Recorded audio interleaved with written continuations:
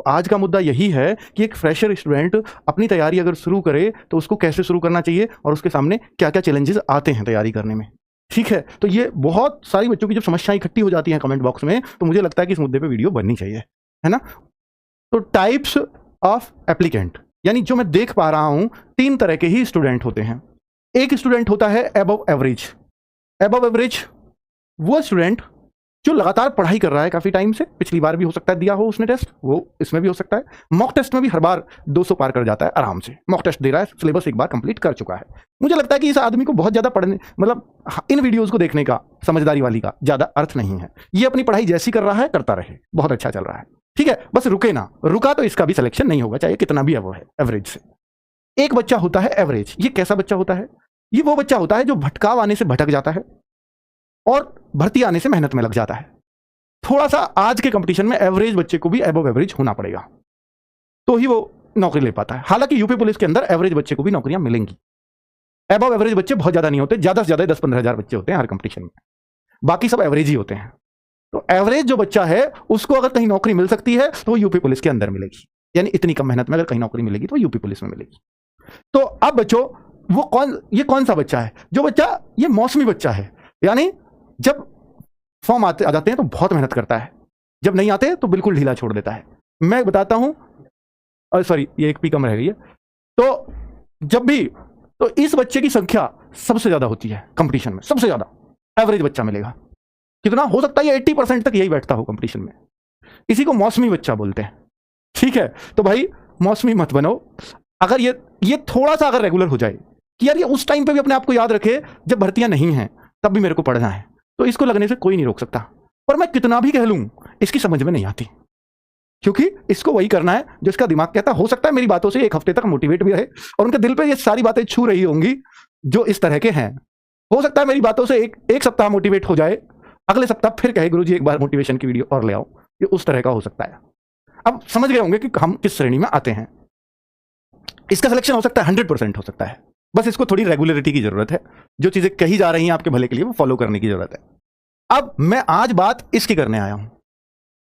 इसने कोर्स भी कर रखे हैं, इसने सब कुछ पढ़ रखा है, पर फेरेगा नहीं, रिवीजन भी नहीं करेगा, मॉक टेस्ट देना तो यूं ही दे देगा, उसका कोई एनालिसिस नहीं करना क्या करना। वो तो एवरेज करता है कि भाई मेरे कहां कम रह गए, ये नहीं, अरे जितने आ रहे ठीक है, अभी क्या भर्ती आ रही है वो वाला है, कमेंट करने आ जाएगा भर्ती कब आ रही है। वो इन्फॉर्मेशन वीडियो बहुत मन से देखता है, खासियत भी है।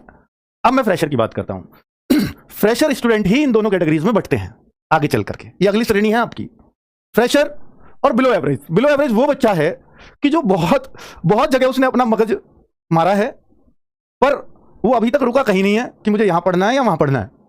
इस वजह से कोई भी सिलेबस बहुत अच्छे से कंप्लीट नहीं कर पाता और ये मॉक टेस्ट में ऐसे ही घूम रहा होता है जैसे एक फ्रेशर बच्चा ही टेस्ट दे रहा हो। तो भाई ये किसी की बातों पर विश्वास भी नहीं करता, क्योंकि इसको लगता होगा कि ऐसे नहीं सिलेक्शन होते, पर कैसे होते हैं शायद इसको ये भी पता नहीं है, इसलिए बिलो एवरेज रह गया। ठीक है, ये सबकी सुनेगा, उसकी भी सुन लेगा, उसकी भी सुन लेगा, उसकी भी, पर करनी किसी की भी नहीं है इसको, ना अपनी करनी है ना उनकी करनी है। कमी जरूर हो सकता है निकाल लेता हो एक आध बढ़िया तरीके से, सुननी ज्यादा लोगों की है तो फिर तो कमी निकालने में माहिर हो ही जाएगा। चलिए मैं बिलो एवरेज से ये कहूंगा कि भाई आप एक प्लेटफॉर्म पकड़ लीजिए, इसको पकड़ लीजिए अगर आपको यहां अच्छा लगता है या आपको जहां से अच्छा समझ में आता है वहां पकड़ लीजिए। कोई भी स्टूडेंट कमजोर या होशियार नहीं होता, होशियार बच्चे की बस मेहनत थोड़ी सी ज्यादा होती है कमजोर से, इतना ही फर्क है। बहुत कमजोर मैथ्स वाले बच्चे मैंने 20/20 करते देखे हैं और बहुत अच्छे बच्चे लापरवाही के कारण मैंने 20 में से 10 रहते देखे हैं, ठीक है, जिनका मैथ्स बहुत अच्छा था। तो भाई वो वाली बात मैं आपसे कह रहा हूं कि सिलेक्शन मेहनत करवाएगी, आपकी रुचि करवाएगी। आप ये नहीं कह सकते कि मम्मी या पापा तो कुछ कह ही नहीं रहे, मास्टर के मेरे पास है नहीं, ये मेरे मम्मी पापा से शिकायत कर नहीं सकता वहां से बाहर निकल के मोबाइल में से, तो भाई मैं क्यों पढ़ूं। तो जब तक ये सोच नहीं आएगी, मैं हमेशा कहता हूं कोई माँ बाप अपने बच्चे को मिलाने ले आता है मुझसे कि सर ये कैसे लगेगा, मन की आप जो लेके आए हो ना इसको, ये ऐसे तो लगेगा ही नहीं, आपके कहने से पढ़ता है तो भी नहीं लगेगा। ये सिर्फ एक ही तरीके से लग सकता है जब इसके अंदर ये भाव आ जाए कि मुझे लगना है, तो ही ये लग सकता है। नहीं, दुनिया की कोई ताकत जो आज का कंपटीशन है नहीं लगा सकती। 2009, 10, 11 का ऐसा कंपटीशन होता था कि माँ बाप डांट कर बैठा दो पढ़ने और बच्चा किताब खोल के बैठ भी जाता था कि ये कब सोएंगे, मैं कब उठूंगा, पर देख लूं 2-4 इतने क्वेश्चन, और उतने देखने में उसको कभी रुचि आ गई तो 1 घंटा पढ़ लिया, उतने में सिलेक्शन हो जाता था। पापा ने यही तभी बैठ के पढ़े, बस वो दौर चला गया है।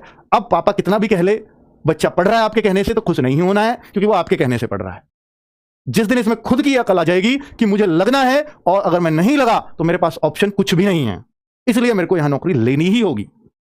तो ये उसी दिन लग जाएगा, बस इसको पढ़ाई करनी बाकी रह जाएगी। ठीक है, अब मैं फ्रेशर की बात कर रहा हूं। फ्रेशर स्टूडेंट्स के सामने बहुत सारी समस्याएं आती हैं, मैं उन समस्याओं को लिख करके लाया हूं। फ्रेशर स्टूडेंट जो अभी 12वीं करके आया है, उसको नहीं पता कि ऑनलाइन की दुनिया में क्या है, ऑफलाइन पढ़ना ज्यादा अच्छा रहेगा या ऑनलाइन, क्योंकि ऑनलाइन में तो सब बढ़िया बढ़िया लगते हैं एकदम, और मोबाइल में आ रहे हैं तो ये तो यार बढ़िया ही आदमी होगा, ऐसा लगता है। क्योंकि मैं कहूं कि अगर मैं कंपेयर करूं तो ऑफलाइन की दुनिया ज्यादा ठीक लगती थी, क्योंकि वहां टीचर बच्चों के सामने धड़ाधड़ झूठ नहीं बोलता था। भाई साहब यहां तो धड़ाधड़ और अपने आप को अच्छा बताने की होड़ लगी हुई है हर किसी की। हो सकता है मैं भी उसी कैटेगरी में शामिल हूं, बट एक फ्रेशर स्टूडेंट को मैं एक सही सलाह देना चाहूंगा, ऑनलाइन पढ़ें या ऑफलाइन पढ़ें। तो भाई अगर आप एकदम फ्रेशर हैं और आपको कुछ नहीं ज्ञान, ना आपके आसपास कोई बच्चा लगा है, ना आपके कोई गांव में, ना जिससे आप डायरेक्ट बात कभी हुई है किसी की, तो भाई मैं आपसे कहूंगा कि आप ऑफलाइन जरूर ज्वाइन कर लीजिए। आपके आसपास कोई भी टीचर पढ़ाता हो तो आपको वहां से बहुत ज्ञान मिल जाएगा, आपको कंपटीशन का ज्ञान मिल जाएगा, क्या क्या होता है उसमें, क्या क्या नहीं। और जो इन्फॉर्मेशन हमारी वीडियो भी देख लोगे ना आप, तो आपको वो भी शायद जरूरत नहीं पड़ेगी, क्योंकि इन्फॉर्मेशन में वीडियो में वही मैं बताता हूँ जो आपको चाहिए पहले जानना, तैयारी करने से पहले, कि क्या आता है, क्या मैथ होता है, क्या रीजनिंग होती है, वो सब। ठीक है, अगर एकदम फ्रेशर हो तो मैं चाहता हूं कि 1-2 महीने वो जरूर ऑफलाइन जाए, ये मेरे शब्द हैं। ठीक है, फिर 1-2 महीने क्यों जाए, वहीं से एक बार कोर्स ना कंप्लीट कर ले। ऑफलाइन का कोर्स कंप्लीट होने में कितना भी कोई टीचर जल्दी करवाता हो, तब भी 6-8 महीने, साल भर लग जाता है आराम से, एक बार अच्छे से कंप्लीट करने में। तो अगर आप वहां से कर सकते हो, 1 साल है आपके पास, बहुत बढ़िया से तैयारी करने का मन है, तो कर सकते हो, कोई दिक्कत नहीं है। पर वहां क्या करोगे कि वहां का भी बच्चा आजकल एडवांस हो रहा है, वो आप ऑफलाइन में जाते होगे, वहां जाकर देख रहा है यार ये उस ऑनलाइन चैनल से पढ़ रहा है, ये उससे पढ़ रहा है, ये उससे, अच्छा इसलिए इनके नंबर ज्यादा आ रहे हैं। फिर वो देखता है कि यार मैं भी देख लेता हूं, फिर वो ऑफलाइन पे भी पढ़ रहा है, वो ऑनलाइन में भी देख रहा है, यहाँ भी मेरे को बहुत अच्छा समझ में आ रहा है, यार ये तो बहुत बढ़िया टीचर है, जैसे ये पढ़ा रहे हैं वहां से हो सकता है ऑफलाइन में एक आध बात समझ में नहीं आ रही हो, ऑनलाइन में आ गई, तो आपका क्या मन करेगा कि यार मैं भी ऑनलाइन की तरफ शिफ्ट हो जाता हूं। तो 1-2 महीने के बाद बच्चे के मन में ये विचार आने लगते हैं। ये रियलिटी बता रहा हूं ऑफलाइन की आजकल जो हालत हो रही है, उस वजह से ऑफलाइन का स्कोप लगातार घट रहा है। और ऑफलाइन में फ्रेशर बच्चे हैं या बहुत कमजोर बच्चे हैं, आजकल ठीक ठाक लेवल के बच्चे शायद ही ऑफलाइन जा रहे हैं, क्योंकि आपको भी मालूम है कि भाई ऑफलाइन में सिर्फ 2 घंटे पढ़ सकते हैं, बहुत ज्यादा पढ़ भी नहीं सकते। ठीक है, और 2 घंटे पढ़ पढ़ के आज का कंपटीशन शायद ना निकले, क्योंकि साल भर में चीजें कंप्लीट होंगी फिर, है ना। चलिए, तो किस सब्जेक्ट को कहां से तैयार करें फिर? तो आप ऑनलाइन ऑफलाइन का विकल्प चुनते समय ये जरूर ध्यान रखना कि क्या मैं ऑनलाइन क्लास देखूं तो मेरी समझ में आ रहा है, ये जरूरी है ये बात। अगर आ रहा है, किसी भी चीज की नीड नहीं पड़ रही है आपको, तो आप ऑनलाइन पढ़ लीजिए। अगर आपको लगता है नहीं मुझे नीड बहुत सारी चीजों की पड़ रही है, मैं तो फिर किससे पूछूंगा, ये मेरे बहुत सारे मन में डाउट चल रहे हैं, इन डाउट्स को मैं कहां से पूछूंगा, तो फिर आप ऑफलाइन ज्वाइन कर सकते हो। उससे थोड़ा सा आपको आइडिया लग जाता है और टीचर सामने होता है, विश्वास रहता है कि यार मेरा नहीं हो रहा, मैं टीचर से पूछूंगा।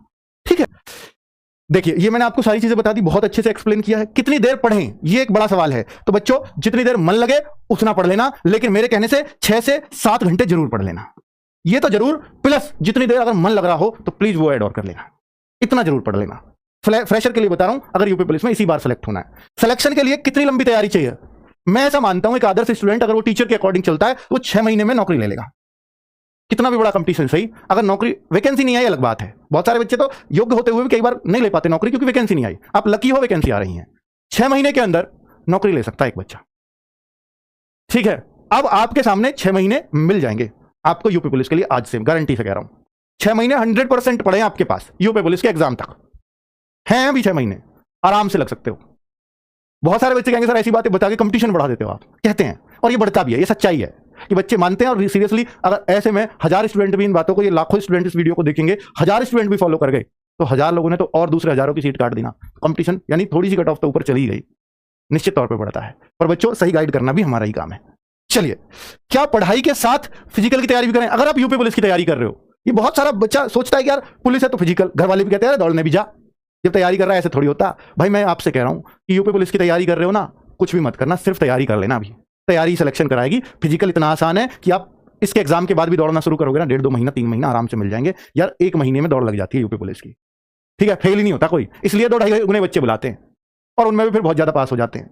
1.25 लाख बच्चे बुलाए, 90,000 पास हो गए यार। 20-25,000 तो निकलेंगे जब दौड़ की तैयारी करेंगे ही नहीं तो, बिल्कुल, है ना। और कई एब्सेंट भी रहे होंगे उनमें से, बिल्कुल। क्या केवल यूपी पुलिस पर ही फोकस करें? हाँ, यूपी पुलिस की अगर मुझे ये होता कि यार वैकेंसी आएंगी नहीं तो मैं कहूंगा नहीं, बीच में जो आती है फोकस कर लो। लेकिन फ्रेशर स्टूडेंट के लिए अगर 6 महीने में उसकी जॉब सुनिश्चित हो रही है और उसको पता है कि ये वैकेंसी आने वाली है, तो उसका ध्यान यूपी पुलिस पर ही होना चाहिए। बीच में जो आए देते रहो, कोई दिक्कत नहीं है, लेकिन यूपी पुलिस को अंतिम टारगेट बना लेना, हो जाएगी तैयारी, मिल जाएगी आपको। 6 महीने यूपी पुलिस के अलावा कुछ मत सोचना फ्रेशर स्टूडेंट, बाकी औरों के लिए सोचना तो बाद में सोच लेना। अगर आप मन बना चुके हैं तो। लड़कियों का सिलेक्शन इस बार हर बार से आसान होगा अगर आप तैयारी कर रही हैं तो। जरूर बहुत मेहनत करें, बस एक टारगेट रख लें कि सर ने ये बताया, तो बहुत एक्सपीरियंस से बातें बताई होंगी, ये आपके काम आने वाली बातें सारी। 12th करी है, नौकरी मिल जाएगी मात्र 6 महीने के अंदर।